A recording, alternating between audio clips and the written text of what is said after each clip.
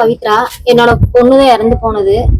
இப்ப நான் இந்த கோரிக்கை எதுக்கு வைக்கிறேன்னா, என் கணவர் மேலதான் இப்ப கோரிக்கை நான் வைக்கிறேன். என் பொண்ணு இறந்து போயிடுச்சு. நேற்று போஸ்ட்மார்டம் பண்ணி குழந்தைய என் கண்ணுல இன்ன வரைக்கும் காட்டவே இல்லை. நேத்துலாம் எனக்கே தெரியாம பின்வாசல் வழியா என் குழந்தைய ஆம்புலன்ஸ்ல எடுத்துட்டு போய் நான் இங்கிருந்து போறக்குள்ள நான் இங்கிருந்து போன் பண்றேன் அவருக்கு. இடையில எங்க ஆம்புலன்ஸ காணோம், அம்மா எனக்கே தெரியாம இந்த குழந்தைய வாங்கிட்டு போயிட்டீங்களா அப்படின்னு சொன்னாங்காட்டி போனை கட் பண்ணி போனை சுவிச் ஆஃப் பண்ணி வச்சுட்டாங்க. அதுக்கப்புறம் நாங்களாம் பின்னாடி கார் பிடிச்சி கரெக்டா ஒரு 8 மணிக்கு நாங்க போக நாங்க போன் எல்லாத்துக்கும் சொந்தக்காருக்கு போன் பண்றப்போ நாங்க போயிட்டு இருக்கோம்னு தான் சொன்னாங்க. நாங்க இங்க இருந்து அங்க போறக்குள்ள அம்மாவோட சம்மதமே என்னோட சம்மதமே இல்லாம என் பிள்ளைய எரிச்சுட்டாங்க. குழந்தைய நான் கண்ணுல பாக்கவே இல்லை. என்கிட்ட ஒரு சம்மதம், என்னோட சம்மதம் என்னன்னு கூட கேட்கவும் இல்லை, என்னோட சம்மதம் என்னன்னு வாங்கவே இல்லை. இந்த சைட்ல இருந்து என்னன்னா, நாங்க ஃபர்தரா எதுவும் ஆக்ஷன் எடுக்கணும் அப்படின்னா, திடீர்னு ஏதாவது டேட்டாஸ் தேவைப்படுதுன்னா பாப்பாவோட திடீர்னு என் குழந்தையோட மறக்காம ஒரு ஏதாவது அது எடுத்து செக் பண்ணணும், குழந்தையோட நோண்டி எடுக்கணும் அப்படின்னா குழந்தையோட பாடி எங்க கிட்ட இல்ல. என்னோட சம்மதமே இல்லாம குழந்தைய எரிச்சுட்டாங்க. இப்ப திடீர்னு எனக்கு அது தேவைப்பட்டா நான் எங்க போறது? திடீர்னு குற்றம் யாராவது மேல இருந்ததுன்னா நான் கண்டுபிடிக்கிறது யாரை வச்சு நான் கண்டுபிடிக்கிறது, எதை வச்சு நான் கண்டுபிடிக்கிறது? அதுவும் இல்லாம பெத்த தாய் கிட்ட குழந்தைய காட்டவே இல்லை.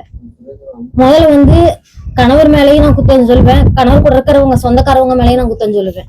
அவங்க எல்லாமே சொல்லிதான் பெத்த தாய் எங்கிட்டயே காட்டாம பின்வாசல் வழியா எடுத்துட்டு போயிட்டாங்க. கொஞ்ச நேரத்துக்குள்ள அவங்க கிட்ட இன்னும் 1 மணி நேரத்துல எங்க கணவர்கிட்ட என்ன பேசுனாங்க ஏது பேசுனாங்கன்னு எனக்கு தெரியல. பேசி எனக்கே தெரியாம நான் கையெழுத்து போட மாட்டேன்னு சொன்னங்காட்டி என்கிட்டயே சொல்லாம அவரு எனக்கே தெரியாம அவர் கையெழுத்து போட்டு பாடி வாங்கிட்டு போயிருக்காங்க பாப்பாவை. ஏன்னா நேத்து சம்பவம் நடக்கும்போது அந்த ஹாஸ்பிட்டல்ல நீங்களும் இருந்தீங்க, அங்கதான் நீங்க உள்ள போல உள்ள விடல. இந்த பக்கம் நாங்க எங்ககிட்ட பேட்டி கேட்டு இருந்தப்ப இந்த பக்கம் நாங்க பேசிட்டு இருந்தோம். உட்காந்து அழுதுட்டு இருக்கேன், என்னால முடியல, தலை சுத்தல் வேற உட்காந்துட்டு இருக்கேன். எல்லாம் அந்த பக்கம் எல்லாம் இதை வச்சு மறைச்சிட்டாங்க. அதுக்கப்புறம் அந்த பக்கம் போறதுக்கு எங்களுக்கு வழி இல்லை. எங்க சொந்தக்காரங்க யாரும் அந்த சைடே விடல.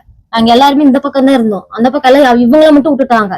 கணவரோட வீட்டுல இருக்கிற எல்லா சொந்தக்காரங்களும் எல்லாருமே அந்த சைட்ல தான் இருந்தாங்க. எங்களை மட்டும் இந்த சைடு ஒதுக்கி வச்சுட்டாங்க. அதே அப்படி பண்ணணும்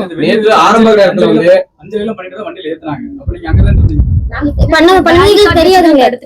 உள்ள ஏத்துனது எங்களுக்கு தெரியாது. அந்த இடத்துல நான் அந்த வீடியோல கூட பாருங்க, அந்த வீடியோல அவங்க மட்டும் தான் இருப்பாங்க. நாங்க எல்லாம் ஒருத்தர் கூட அதுல இல்ல. இல்லமா நீங்க ஸ்டார்டிங்ல சொன்னது உடலை வாங்க மாட்டோம், எங்களுக்கு நீதி கிடைச்சது அப்ப சொன்னீங்க. ஆனா அதுக்கு அப்புறமா என்ன சொன்னீங்க? நாங்களும் சம்மதிச்சிட்டோம். நீங்க சொன்னது நாங்க பேச்சுவார்த்தை நடத்தினாங்க, அதுக்கப்புறம் நாங்களும் சம்மதிச்சிட்டோம், பாடி வாங்க போறோம் தான். பாடி வாங்க சொன்ன மாதிரி அப்ப சொல்லி நான் என்ன சொன்னா, என் பிள்ளைக்கு நீதி வேணும். அவன் செத்ததுக்கு அப்புறம் தான் என் பிள்ளையோட பாடியை நான் வாங்கி அதுக்கு என்ன பண்ணணுமோ அதை நான் அடக்கம் பண்ணுவேன். அது வரைக்கும் நான் வாங்க மாட்டேன், நான் கையெழுத்து போட மாட்டேன். இன்ன வரைக்கும் எந்த நான் பேப்பர்ல கையெழுத்து நான் போடவே இல்லை. குழந்தைய நான் கொண்டு போயிட்டாங்களே, பின்னாடி நாங்க கார்ல போனோம். நாங்க போறக்குள்ள எரிச்சிட்டாங்க. அதை நாங்க கேட்கறதுக்கு போனதுக்கு என்னை அடிக்கிறதுக்கு வராங்க. எதுக்கு அடிக்கிறதுக்கு வரணும்? என்னை கையெழுத்து போட சொன்னாங்க. நான் கையெழுத்து போட மாட்டேன், நான் என் குழந்தையோட பாடியை நான் வாங்க மாட்டேன். அவனுக்கு ஒரு நீதி கிடைக்கணும், அமைச்சு சிஎம் எங்கிட்ட பேசணும் அப்படின்னு நான் நினைச்சிட்டு நாங்களாம் உட்காந்துருந்தோம். ஆனா அது லாஸ்ட் வரைக்கும் நேத்து நடக்கல.